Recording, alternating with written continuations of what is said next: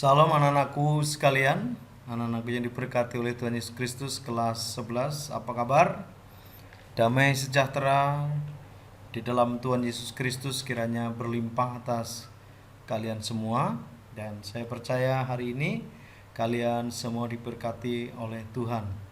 Baik, pertemuan kedua pada saat hari ini berbicara tentang keluarga pusat pendidikan. Jadi sesungguhnya tanpa disadari bahwa di dalam keluarga itu juga adalah pusat pendidikan, baik pendidikan dalam hal struktur maupun non struktur.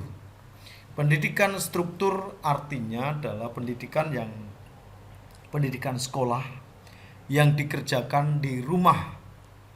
Itu adalah pekerjaan-pekerjaan struktur, tetapi pekerjaan non struktur atau pekerjaan yang tak berstruktur adalah pekerjaan yang di luar rutinitas atau pekerjaan-pekerjaan yang tidak terjadwal. Jadi itu adalah pekerjaan atau pendidikan non atau tidak berstruktur. Anak-anakku sekalian yang diberkati oleh Tuhan Yesus Kristus, kita melihat untuk KD-nya di dalam KD 2.1 mengembangkan perilaku tanggung jawab sebagai wujud pengakuan terhadap peran Allah dalam kehidupan keluarga. Lalu tujuan pembelajaran ini adalah siswa dapat mengembangkan perilaku tanggung jawab sebagai wujud pengakuan terhadap peran Allah dalam kehidupan keluarga. Anak-anakku sekalian, dasar dari pada pelajaran hari ini atau ayat acuan dalam bab ini terdapat di dalam kitab Ulangan pasal yang ke-6 ayat yang ke-4 sampai ayat yang ke-9. Kita melihat di pasal 6 ayat yang ke-4. Dengarlah, hai orang Israel, Tuhan itu Allah kita. Tuhan itu Esa. Tuhan itu Allah kita, Tuhan itu Esa.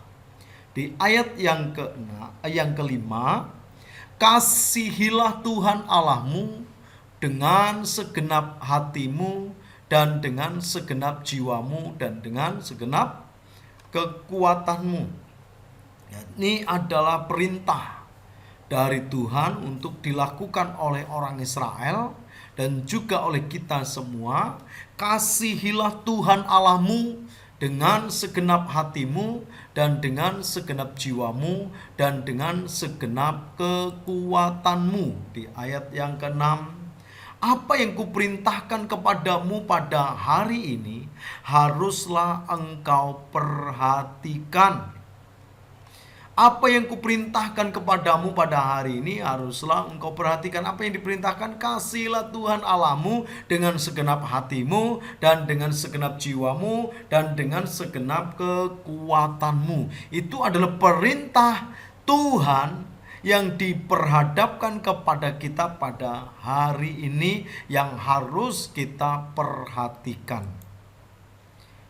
Ayat yang ke-7, haruslah engkau mengajarkannya berulang-ulang kepada anak-anakmu dan membicarakannya apabila engkau duduk di rumahmu, apabila engkau sedang dalam perjalanan, apabila engkau berbaring, dan apabila engkau bangun. Jadi kapan pendidikan ini diberikan? Alkitab mengatakan ajarlah mereka berulang-ulang. Ajarlah itu berulang-ulang kepada anak-anakmu dan membicarakannya apabila, kapan anak-anakku? Ketika engkau duduk di rumahmu, apabila engkau sedang dalam perjalanan, apabila engkau berbaring, dan apabila engkau bangun. Jadi mengajar atau belajar firman Tuhan dengan mengasihi Tuhan Allahmu dengan segenap hatimu dan dengan segenap jiwamu dan dengan segenap kekuatanmu itu kita dapatkan saat kita ada di rumah duduk bersama dengan orang tua, saat kita dalam perjalanan baik bersama dengan orang tua maupun juga bersama dengan orang-orang yang mungkin kita pandang ia memang seorang pendidik. Apabila kita berbaring dan apabila kita bangun dari tempat tidur, kita juga beroleh pendidikan di sana untuk kita belajar mengasihi Tuhan dengan benar. Haruslah juga engkau mengikatkannya sebagai tanda pada tanganmu, dan haruslah itu menjadi lambang di dahimu. Ayat yang ke-9, dan haruslah engkau menuliskannya pada tiang pintu rumahmu dan pada pintu gerbangmu. Jadi ini adalah perintah Tuhan yang harus kita lakukan dan menjadi ayat acuan untuk pelajaran kita pada saat hari ini. Yang selanjutnya adalah di dalam kitab Ulangan pasal yang ke-6 ayat yang ke-7 dikatakan seperti ini, haruslah engkau mengajarkannya berulang-ulang. Jadi dalam pendidikan, dalam kita menempuh ilmu, kita berhak mendapatkan pengajaran itu berulang-ulang sehingga kita sampai memahami, sampai mengerti, dan juga sampai dapat melakukan. Ini penting bagi kita, anak-anakku sekalian, bahwa belajar secara berulang-ulang ini sangat penting. Oleh karena itu sebagai anak-anak didik, jangan bosan ketika gurumu mendidik kalian, ketika orang tuamu mendidik kalian, ketika orang-orang rohaniawan mendidik kalian semua. Jangan pernah bosan. Karena apa? Karena didikan yang berulang-ulang itu adalah perintah dari Tuhan. Ya, adalah perintah dari Tuhan. Jangan menganggap bahwa orang tuamu adalah cukup hina untuk mendidik kamu. Jangan menganggap orang tuamu itu cukup rendah pendidikannya kalau mendidik kamu. Tetapi belajarlah terhadap firman Tuhan bahwa orang tua dipakai Tuhan untuk mendidik kita di saat kita ada di dalam keluarga. Ya, di dalam keluarga yang berhak mendidik kita, anak-anak adalah orang tua. Oleh karena itu, sebagai anak-anak harus belajar hormat terhadap orang tua, terhadap didikan. Kalian juga harus dengar-dengaran, karena itu adalah perintah dari Tuhan. Baik anak-anakku sekalian, pendidikan Kristen dalam keluarga ini adalah kelanjutan daripada pelajaran kita.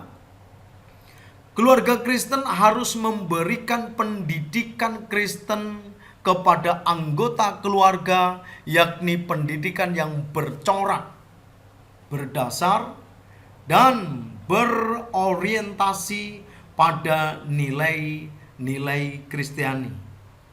Jadi keluarga Kristen harus memberikan pendidikan Kristen kepada anggota keluarganya, yakni pendidikan yang bercorak atau berdasar dan berorientasi pada nilai-nilai Kristiani. Lalu kita dapatkan dari mana pendidikan yang bercorak dan berdasar dan berorientasi pada nilai-nilai Kristiani? Tentunya kita belajar dari Alkitab.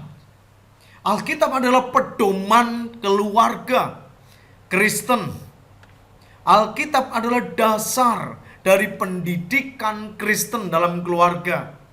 Oleh karena itu, Alkitab penting bagi kita untuk kita baca dan kita jadikan sebagai pedoman dalam pendidikan Kristen di dalam keluarga kita. Karena ketika kita ingin melakukan gaya hidup kita, dasarnya adalah tentunya apa yang diajar, yang dibiasakan didapat di rumah. Ketika kita membiasakan membaca firman, maka tentunya nilai-nilai kehidupan anak-anak semua akan mencerminkan firman itu. Oleh karena itu, jangan tinggalkan firman Allah, jangan merasa bosan dan merasa bahwa Alkitab itu sudah begitu kuno.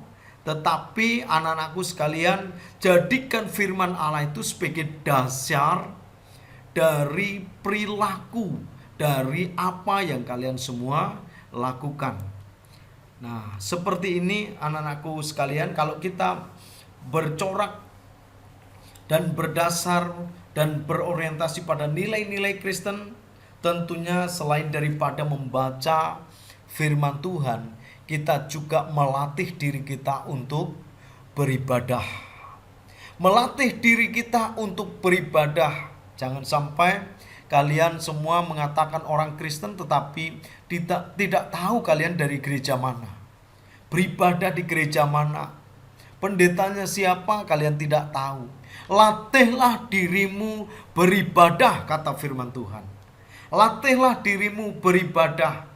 Kalau kita melatih diri kita beribadah, maka lambat laun tanpa kalian sadari, perilaku kalian akan mencerminkan nilai-nilai Kristiani. Lalu yang selanjutnya adalah peran keluarga dalam proses sosialisasi. Sosialisasi itu apa? Sosialisasi merupakan proses belajar seseorang di mana orang tua, persekutuan, atau masyarakat meneruskan pengetahuan atau kebiasaan maupun nilai-nilai dalam lingkungannya. Jadi sosialisasi merupakan proses belajar seseorang di mana orang tua, persekutuan, atau masyarakat meneruskan pengetahuan. Jadi seperti ini contoh. Ketika saya membaca, lalu di saat saya membaca harus dengan pakai handset. Mengapa saya membaca pakai handset? Karena saya melihat orang tua saya membaca buku selalu mendengarkan musik pakai handset. Ini contoh proses sosialisasi, ya, meneruskan apa yang sudah terbiasa dilakukan di sana. Contoh lain adalah ketika mau makan berdoa terlebih dahulu. Ini tanpa adanya keluarga yang mengajarkan, maka sulit bagi kita untuk mengetahui apa sih kebiasaan-kebiasaan yang dilakukan oleh orang tua. Jadi tentunya yang diharapkan oleh kita semua adalah ketika proses sosialisasi itu benar-benar terjadi dalam kehidupan kita atau anak-anak sebagai pelajar, di mana kalian melihat figur dari orang tua dan belajar dari kebiasaan apa yang dibiasakan oleh orang tua, sehingga kalian meneruskan, ini loh gaya hidup orang tua saya yang saya lakukan dan yang akan saya lanjutkan ke generasi selanjutnya. Karena apa? Karena kebiasaan ini adalah kebiasaan yang baik. Yang selanjutnya adalah peran keluarga dalam proses edukasi. Apakah bedanya edukasi dan sosialisasi? Tentunya ada perbedaan. Kalau sosialisasi prosesnya adalah melanjutkan kebiasaan yang dilakukan oleh orang tua atau oleh masyarakat. Kalau oleh masyarakat ya adat istiadat atau kebudayaan dan seterusnya. Tetapi edukasi berbeda di sini. Proses edukasi artinya pendidikan yang diberikan secara sengaja, terencana, dan terstruktur agar tercipta individu yang kritis dalam menyikapi dampak sosialisasi yang ada, termasuk dalam membawa orang kepada kedewasaan iman. Jadi proses edukasi artinya pendidikan yang diberikan secara sengaja. Seperti anak-anak ketika masih belum bisa membaca, karena di sekolah diberikan tugas untuk mengeja, membaca, menulis, maka di rumah juga diajar untuk membaca dan menulis. Ini adalah proses edukasi yang diberikan orang tua kepada anak-anaknya.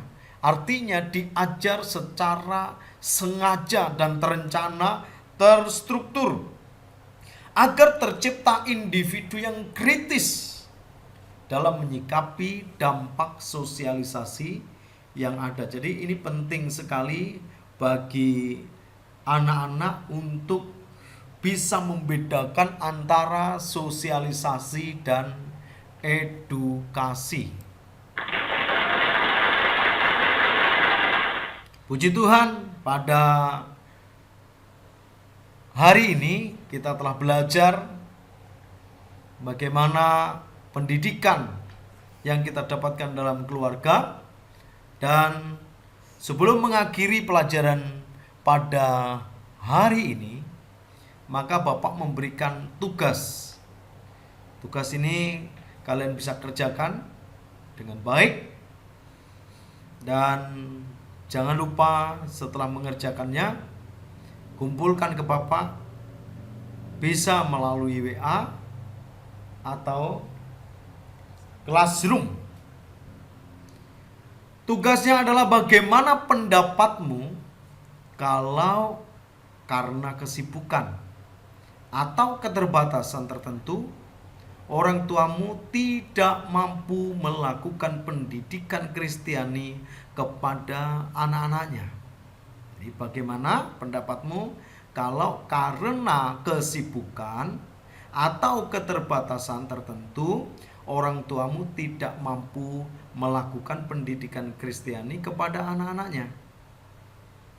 Jadi kerjakan dengan baik dan selamat belajar.